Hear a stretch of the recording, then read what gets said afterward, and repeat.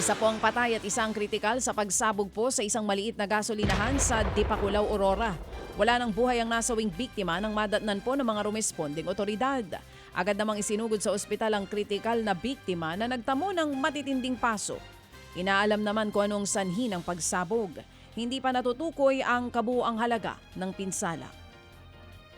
Nauwi naman po sa pananaksak ang away ng magkasintahan sa Davao City. Hindi kutsilyo ang ginamit kundi hairpin, aray ko po. Naiwan pang nakabaon sa braso ng biktima ang dalawang metal hairpin. Ayon sa pulisya, nagkaroon ng lover's quarrel ang dalawa. Ayaw na daw pauwi ng bahay ang suspect hanggang sa humantong na nga po ito sa pananaksak. Ay hindi pala dalawa, tatlo ba yun? Ilan ba yung yung lalaki sinaksak ng babae, Posibleng maharap po sa reklamong physical injury ang suspect. Ano ba? Sino bang nanaksak, yung lalaki o babae? Hindi po natin maintindihan kung sino dito. Pero yun nga po, metal hairpin po ang ginamit.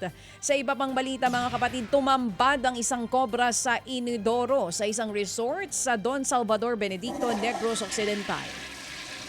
Kakatakot naman yun. No?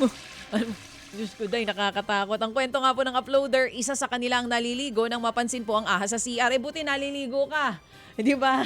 Hindi iba yung ginagawa mo, kundi patay kang bata ka. Lumabas nga po ito sa Inidoro at gumapang papasok sa butas ng lababo, pasintabi po sa mga kumakain. Hindi malinaw kung paanong nakarating sa Inidoro ang kobra.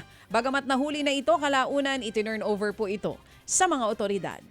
Mga kapatid, patuloy po kayong tumutok sa 105.9 True FM para sa totoong balita, impormasyon, music and entertainment. Mag-subscribe sa aming YouTube channel at podcast at sundan nyo kami sa Facebook, Instagram, X at TikTok sa True Network PH. Bisitahin din po ang aming official website, truefm.ph.